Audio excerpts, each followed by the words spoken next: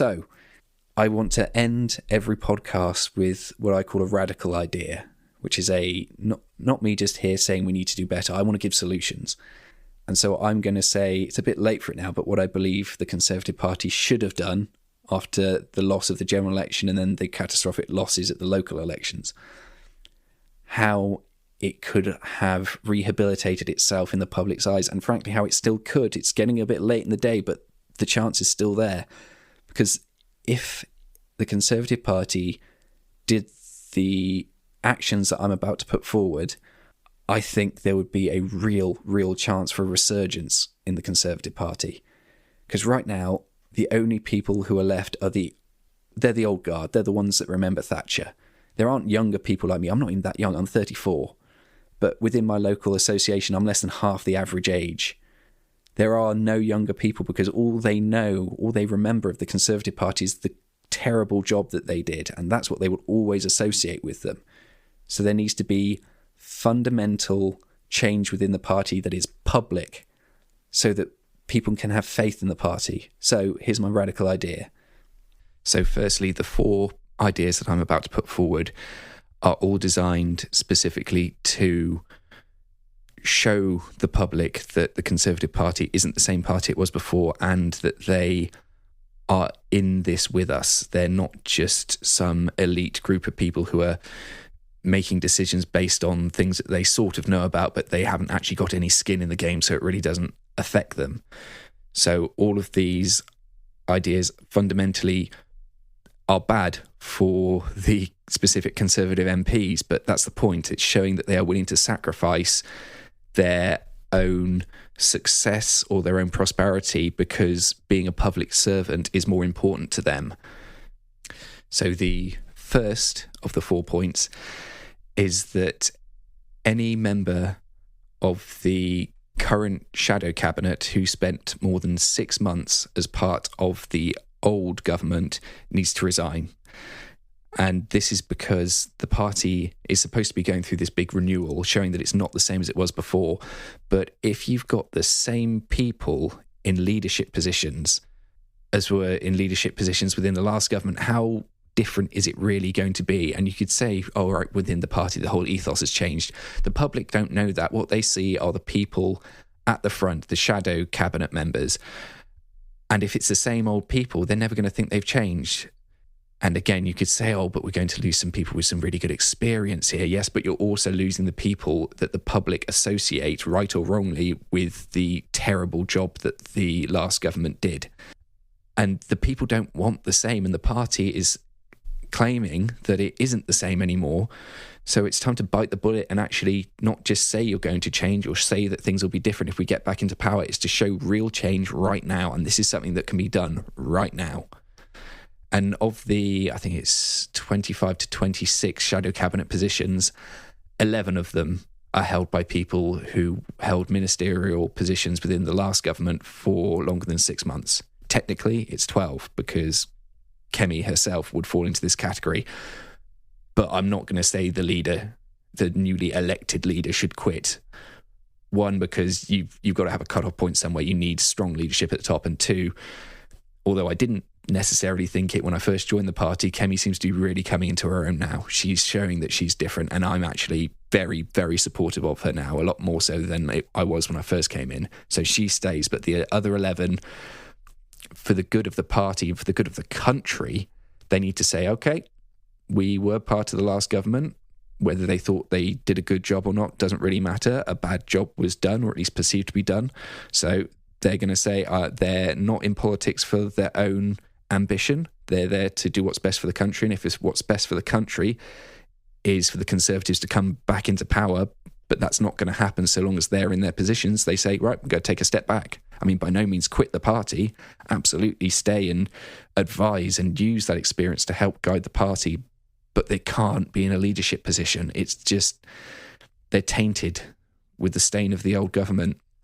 And the people aren't ever really going to trust the Conservatives, or at least trust that they've changed, if every time they see them, it's the same old people doing the same old things. So that's the first of my 4 points. Removal of the legacy shadow cabinet. The second one, again, this is another point which is very detrimental just to the MPs themselves, is a pay cut. At the moment, I believe MPs get around £93,000. And I mean, that is a huge wage. Maybe not for people in the heart of London thinking, oh, they can get more. But for regular people like you and me, that is a massive wage.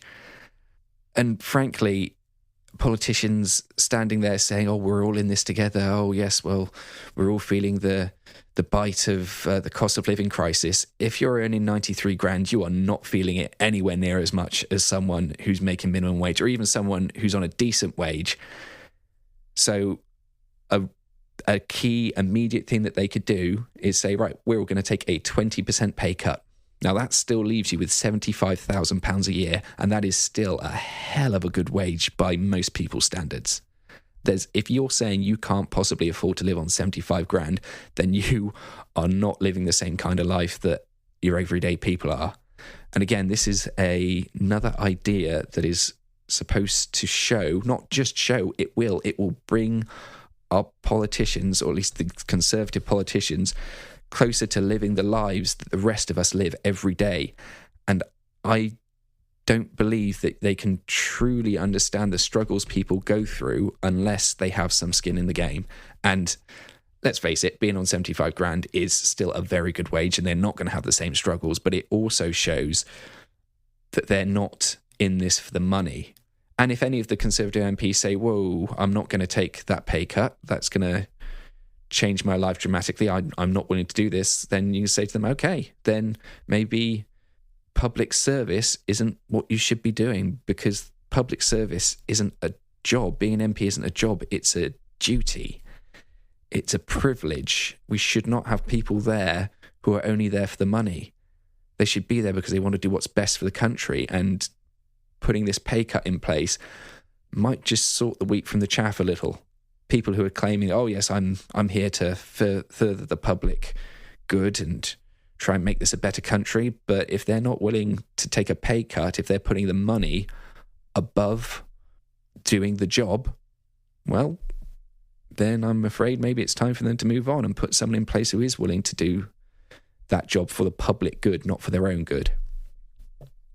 Okay, the next two are, I'm going to say this out the front, I'm not opposed to either of the two things that I'm about to say for everyone else. This is purely for MPs, for the, 650 people in this country who sit in the Houses of Parliament. Frankly, I think they should all do this, but if the Conservatives came out and did this first, it would be a big step to rehabilitating their image in the public eye. And so the first one of these two is no private healthcare for members of Parliament. And I've got nothing against private healthcare at all. But if one of the key issues that comes up time and time again is how do we save the NHS? How do we save the NHS? Well, if when you get sick, you get to go and see a private doctor, there's no waiting list, you get amazing care, you get all the best things, you've got no skin in the game. You don't sit in those waiting rooms. You don't sit around in the morning waiting for it's 9 o'clock, I've got to phone the doctors and try and be the first one on the list, otherwise I'm not going to get seen today. You just do not know those struggles, and those are the struggles that everyday people go through. And you can only know about them in an academic sense if you've not lived them.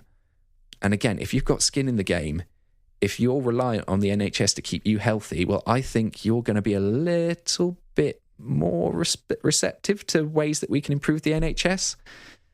And that brings me on to the second one, which is no member of Parliament, or at least none of the Conservative members of Parliament who would agree to take on these steps, who has children of school age, can put those children into private education. They all have to go to state schools. I know within the Tory party, that's going to be quite a big deal, because there's like the old, well, it's not just the old trope and they're all Eton boys and all that sort of stuff. A lot of them are.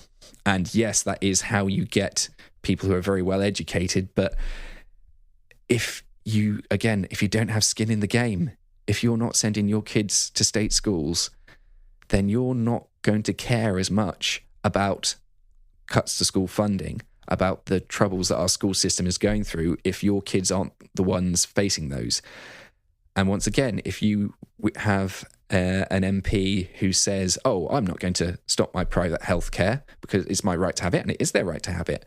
And I'm not going to send my kids to state school. It is my right to send my kids to a private school. That is absolutely their right. But the whole point of these changes is to not just say that the Conservative Party has changed, it's to show that it's tangibly changed. We are doing these things which are going to be detrimental to us and our families, but we're willing to do them because we believe that public service should be about serving the public, not serving the individual.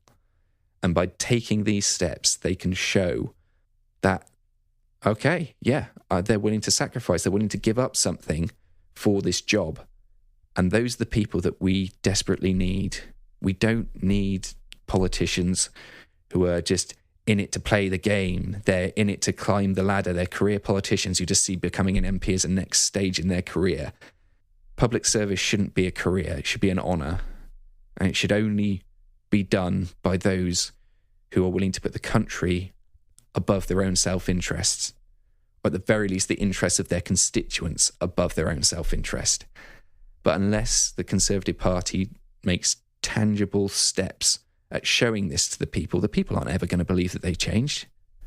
So that's what these 4 steps are about showing the people that the Tories aren't some elitist, rich bunch of poshos who don't give a damn about the common man. They're willing to have their lives made worse if it means that they get the privilege of serving their country as a member of parliament.